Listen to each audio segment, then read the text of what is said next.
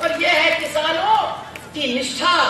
और अब हम कुछ कहना चाहते हैं क्योंकि हमारे मामा जी भी सोचेंगे यहाँ तो मोदी मोदी मोदी मोदी चल रहा है, हमका कोनो याद नहीं करता है। तो अब भैया आपको याद करने हम शुरू करेंगे। हमारे मामा जी हैं, मध्य प्रदेश के मामा हैं, कहते सब हमारे भांजे सब हमारी भांजिया हैं। लेकिन हम आप लोगों से पूछना चाहते हैं कि इतिहास में कौन कौन मामा लोगों का नाम देखा है? कौन कौन मामा लोगों के नाम पढ़े हो? एक शकुनी मामा और एक कंस मामा, ये दुई ठोक मामा रहे हमारे इतिहास में। अब बस इतना ही तय करना है कि ये जो मध्य प्रदेश का मामा है ये कंस मामा है कि शकुनी मामा है, क्योंकि दोनों में से तो एक ये जरूर है। ये मध्य प्रदेश की जनता को अब फैसला करना पड़ेगा। तो मैं कहना चाहती हूँ ये जो MSP की बात हो रही है, ये जो मोदी सरकार और ये उनका ये तोमर जो किसानों को समझाने की कोशिश कर रहा है, केवल मीडिया के लोग हैं, सामने केवल मीडिया के लोग हैं। सभी किसानों से हाथ जोड़कर निवेदन है कि अपना स्थान ग्रहण करे, व्यवस्था बनाने में सहयोग करे। एक कार्यक्रम भैया भैया भैया जितने लोग यहाँ उपस्थित हैं सब लोगों का जैसे से हाथ उपर रही, सबका तरफ से हमारा टर्की जा रहा है। सबके तरफ से जितने लोग हमारी उपलब्धि होती है बैठे। आदरणीय टिकैत साहब, एक बात मैं भी कहना चाहता हूं। टिकैत थे इसलिए टिक गए, वरना ना जाने कितने सांसद विधायक को बिकते हुए देखा है। ये जमाना है जो के महासचिव माननीय राजपाल शर्मा जी, उपाध्यक्ष माननीय बलराम सिंह जी लंबरदार, सभी बुजुर्गवारों, मेरी माताएं बहनें, पत्रकार बंधु, पुलिस प्रशासन के लोग, ये मुसीबत अकेले किसान पर नहीं है।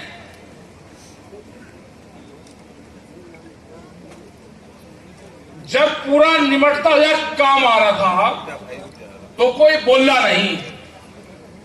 जब BSNL गया तो उनके कर्मचारियों को ये लगा कि वे कितनी देर आंदोलन कर सकते थे। उन्होंने आंदोलन करा, वे वहीं दबा दिए गए। फिर बैंक वालों पर आया तो बैंक वालों ने आंदोलन करा, वे भी वहीं दबा दिया। उसका एक बार ट्रांसफर कर दो, जो जबलपुर में उसका रीवा कर दो, रीवा वाले का भेज दो। वहां कर्नाटक में निमट गया केस। रेलवे वालों ने भी करा, रेल भी सारी बिकी। एयरपोर्ट वालों ने करा, उन्होंने भी कहा जी हमारा तो हाथ में कुछ है नहीं, अगर ट्रांसफर इन्होंने आंसर दूसरा करते हैं तो हमारा भी निमट गया। सारा ताम झाम बेच के, क्योंकि नौजवान जो था, जो क्रांतिकारी था, वो तो सो रहा, आराम कर रहा हो, वो आराम कर रहा, देश बिक गया। वो सोता रहा और देश हो गया खाली। विपक्ष कमजोर था, वे एक आधी सीट तो हार हो जा, कमती बत्ती हो जा, सरकार नहीं आती, रोड़ा रुका करने का काम तो विपक्ष का बहुत था। उसने भी नहीं कुछ रोड़ा रुका करा, वो इतना मनोबल डाउन उसका कर दिया कि उसे बोलने नहीं दिया। उसके कुछ नेता भाग गए, कुछ जाकर वहां शामिल हो गए। एक आधा मजबूत सा था, यंग सा था, वे उन्हें शामिल कर लिए। उन्हें देखे वे तारे पे भी आपत आएगी, वे भी अपना चुपचाप बैठ गए। इन्हें फिर करा के एक व्यापार है दुनिया में, वो व्यापार है भूख का और जमीन छीनो। जो महिलाएं हैं वो सोना एक साल में 17 बार पहनती है। गणित लगाना उन्होंने क्या लगाया, सोना सबसे महंगी चीज और महिलाएं उसका इस्तेमाल करती हैं एक साल में 17 बार। तीज त्योहार पे, ब्याह शादियों में। उन्होंने कहा कि भूख एक साल में 700 बार लगती है, दिन में को आदमी को 2 बार लगेगी भूख। उसने कहा कि भूख का कारोबार करो, भूख। वो का कारोबार जब होगा जब अनाज कब्जे में होगा। अनाज पे व्यापार करो। सरकार ने कहा कि गोदाम बना लो, अब पहले जमीन खरीदो सस्ती। बोर्ड की जमीन खरीदी, किसान ने कहा कि इस जमीन में तो हमारा कुछ होता ही नहीं, वहां कुछ और महंगे रेट में 2 रुपया ज्यादा दे दिए। राजस्थान में, उसमें हरियाणा में रेतीली जमीन थी, वह बेच के गोदाम बना दिए 14 लाख मीट्रिक टन। इतने बड़े गोदाम बन गए। अडवाणी जैसे लोग, उनसे मंदिर का मामला करवा दिया सारा। जब से राष्ट्रपति बनने का नंबर आ, एक मुकदमा लगा दिया उनके पीछे के लिए, घर में बैठ जाए चुपचाप। सब नाप दिए, एक ही उससे सारे के सारे नाप के बैठा दिए। तो इसका मतलब पार्टी की तो सरकार है नहीं भाई। पार्टी की सरकार तो पहले भी रही है ना। मनमोहन सिंह रहे प्रधानमंत्री, जब जब भी जरूरत हुई, अगर उनको भी जरूरत पड़ती थी किसी चीज की, तो वे बुलवाते थे, किसानों से बातचीत करते थे। जब देश में 2007 में गेहूं की कमी हुई तो टिकैत साहब को बुलवाया उन्होंने और उनसे सलाह ली। उन्होंने कहा कि देश में गेहूं की पैदावार कैसे बढ़ सकती है, आप वो फार्मूला कोई बता दो। 1 घंटे की मुलाकात हुई, फार्मूला बताया। आज 14 साल हो गए, देश में गेहूं की कमी नहीं रही। वो भी सरकारें थी। जब भूमि अधिग्रहण एक्ट आया, उस टाइम पे जितने भी पॉलिटिकल पार्टियां थी, सरकार कांग्रेस की थी, स्टैंडिंग कमेटी की चेयरमैन सुमित्रा महाजन, वो बीजेपी की बड़ी लीडर थी। हमने भी अपने दस्तावेज दिए तो सुमित्रा महाजन को दिए, क्योंकि वो चेयरमैन थी स्टैंडिंग कमेटी की। और एक बढ़िया भूमि अधिग्रहण एक्ट देश में बना। जब इनकी सरकार आई, आते ही उसी को चेंज करने की कोशिश करी, 3 बार भेजाओ। वो तो पूरे देश का संगठन इकट्ठे हुए, उन्होंने कहा भाई ये आदमी ठीक नहीं, ये उठना पड़ेगा आप सबको। ये लुटेरे आ गए हैं देश में, इनका मुकाबला करना पड़ेगा लुटेरों का। और ये लुटेरों का आखिरी बादशाह साबित होगा, आखिरी बादशाह। बनाना पड़ेगा नौजवानों को। इस साल सोना नहीं किसी को। 2021 का साल है, वो आंदोलन का साल है। सब आदमी को आंदोलन करने पड़ेंगे, सड़कों पे आना पड़ेगा।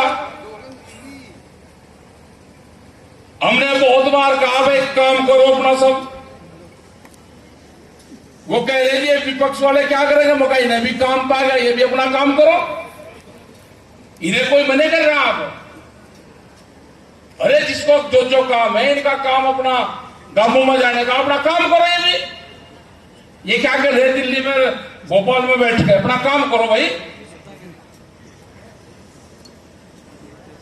काम करना पड़ेगा, हर आदमी को करना पड़ेगा। कोई कुटे कटाई दे दो या कोई साबुत दे दो। वे धान थोड़ा मांग रहे, कोई चावल थोड़ा मांग रहे, कोई कमी है इन पे चावल की। वे चावलों में वोट मांग रहे। हमने कहा भाई चावल तो जरूर दे दो, लेकिन उन्हें एक बात जरूर कह दो कि भाई इस चावल का जो एमएसपी है, भारत सरकार ने तय कर रखा है 1850 रुपया, वो इसकी कीमत दे दो। और इस पर कानून बना दो। दिल्ली में धरना चल रहा, उनकी बात मान लो और इस पर कानून बना दो। क्योंकि वहां का जो बंगाल का धान है वो 900, 800 और 900 रुपया क्विंटल बिक रहा। बिहार का 700 बिक रहा, उत्तर प्रदेश का 1000, 1100 तक बिक जा। यही हाल मध्य प्रदेश का है। मध्य प्रदेश में भी गेहूं 1200, 1500, 1600 रुपये बिक जाएगा। हाँ 1300। इनका लाठी ढालो गए, बिना उसके ना काम चलेगा। एमएसपी से कम पे बेचना नहीं। नई मंडियां खुल गई। प्रधानमंत्री ने कहा कि मंडी के बाहर कहीं पे भी बेच लो, जहां पे महंगा मिले। तो आपके यहाँ पे भी नई मंडी खुल गई, एमएसपी से कम पे बिकेगा नहीं, 1975 रुपए का रेट है। और नई मंडी यहाँ पे है, या तो दिल्ली में है, दिल्ली में आप अभी जा नहीं सकते भाई लेके, लेकिन कलेक्ट्रेट है जो डीएमटीसी होता है ना आपका, उसके ऑफिस पर ले जाओ, 1975 में पक्का बिकेगा। जाओगे लेके, अपना वहीं बैठो, कोई आपको रोकते, कोई पुलिस के लोग रोकते, जो भी विभाग रोकते हैं, वो एफसीआई वाला रोके, पुलिस वाला रोके, सेल टैक्स वाला रोके, मंडी वाला रोके, कृषि विभाग का कोई रोके, डीएम एसपी कोई रोके, तो वही अपना बैठ जाओ, उनको भाई ये भारत सरकार का रेट है, प्रधानमंत्री ने कहा कि मंडी के बाहर कहीं बेच ले महंगे रेट पे जहां बिकेगा। भाई तो डीएम के ऑफिस में बढ़िया मिला। भाई कलेक्टर जो होता है वही तो होता है सीधा भारत सरकार का प्रतिनिधित्व वही करता है, वही स्टेट का करता है, तो उससे बढ़िया कहीं मौका नहीं है। जब जब उत्तर प्रदेश में कहीं नहीं होता कोई चीज तो कलेक्ट्रेट के वहां बिकता है, पूरे रेट पे बिकता है। तो अब अपना जाना गेहूं लेकर वहां पे सुन ले, दिल्ली को ऊंचा सुनाई देता है और इसको फिर ऊंचा सुनाई देगा, फिर उसका सुनाएंगे। 3.5 लाख ट्रैक्टर दिल्ली में आए थे, वे कोई किराए के ट्रैक्टर नहीं थे, हमको झूठ भगा के लाल किले पे ले जाया गया हमारे बालकों को। अब क्या जाएंगे, ताल ठोक कर जाएंगे, अब क्या पार्लियामेंट की मंडी पे अपना गेहूं धान सारी चीज बेचेंगे।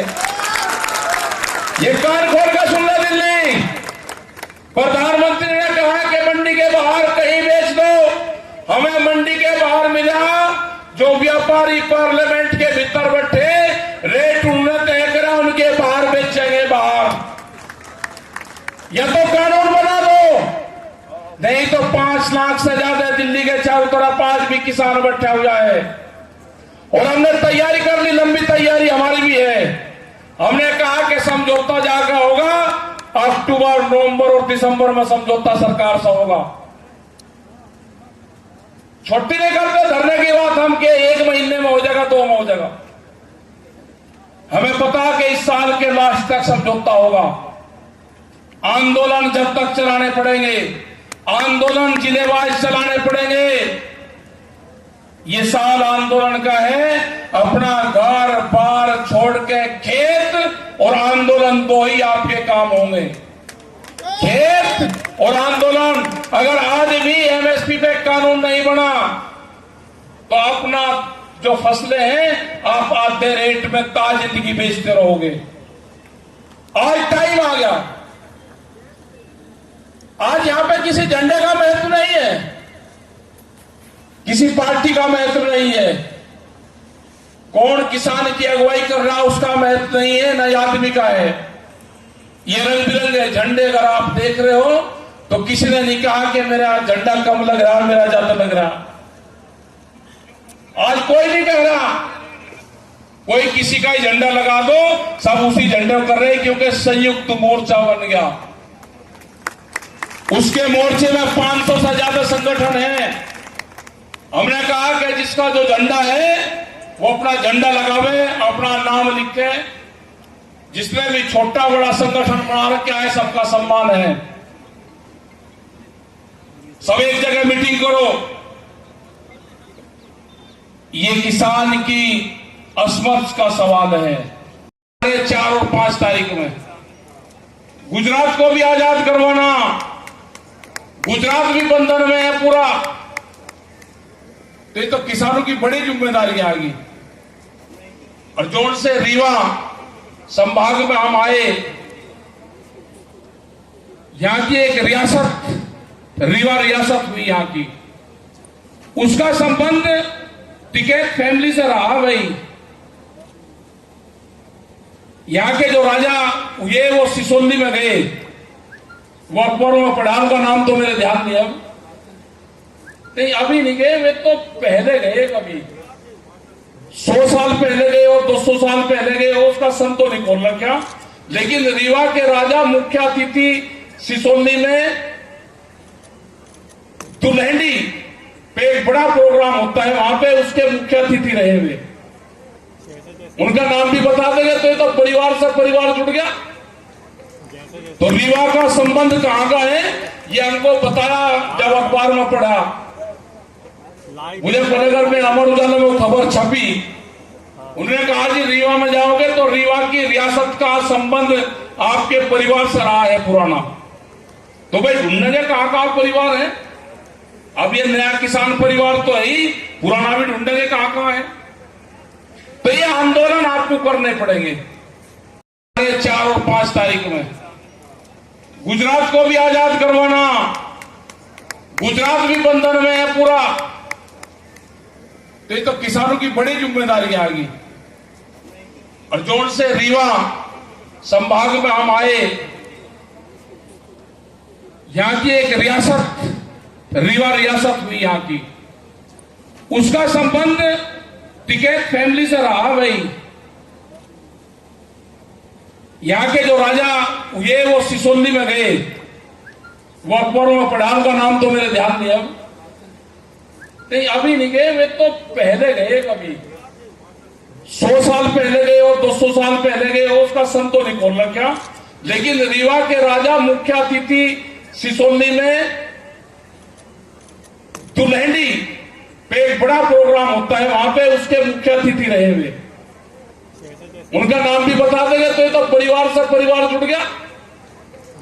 तो रीवा का संबंध कहां का है ये हमको बताया जब अखबार में पढ़ा। मुजफ्फरनगर में अमर उजाला में वो खबर छपी। उन्होंने कहा जी रीवा में जाओगे तो रीवा की रियासत का संबंध आपके परिवार से रहा है पुराना। तो भाई ढूंढेंगे कहां परिवार है। अब ये नया किसान परिवार तो है ही, पुराना भी ढूंढेंगे कहां है। तो ये आंदोलन आपको करने पड़ेंगे। ये किसान की आजादी की लड़ाई शुरू हुई है और जहां जहां पे भी जा रहा है संयुक्त मोर्चा, वहां पे बड़ी संख्या में किसान आ रहे हैं और वो यही कहते हैं कि हमारी फसलों का रेट आधा हो गया। अभी मध्य प्रदेश में चने आ गए, चने 3,500 रुपए से ज्यादा नहीं बिकने वाले। 18 दिन तक किसान मंडियों में खड़ा रहेगा, उसका चना नहीं बिकने का। यही हाल सरसों का है। 1.5 महीना पहले सरसों का भाव 6,000 रुपए क्विंटल था, आज 5,000 और 4,000 के आसपास का पहुंच गया। क्या होगा किसान का। ये व्यापारी आगे इन्होंने कहा कि भूख पे व्यापार करेंगे, जितनी जनता को भूख लगेगी उसके आधार पे फसलों की कीमतें तय करेंगे। रोटी को बाजार की वस्तु बनाएंगे, रोटी को तिजोरी में बंद करेंगे, गरीब आदमी को भी मारेंगे। जिस तरह की तारबंदी दिल्ली के अंदर हुई किसानों को रोकने के लिए, उसी तरह की तारबंदी गोदामों के चारों तरफ की होगी। बंदर भी अंदर से रोटी नहीं जा सकता वहां से। कटीले तार, किले, बैरिकेटिंग, पक्की दीवारें, लोग भूख से त्रस्त होंगे। जो छोटा व्यापारी है, जो दुकानदार है, जो 100 परिवारों को उधार सामान देता है, 2 मॉल एक शहर में खुलेंगे, पूरे के पूरे दुकानदार खत्म होंगे।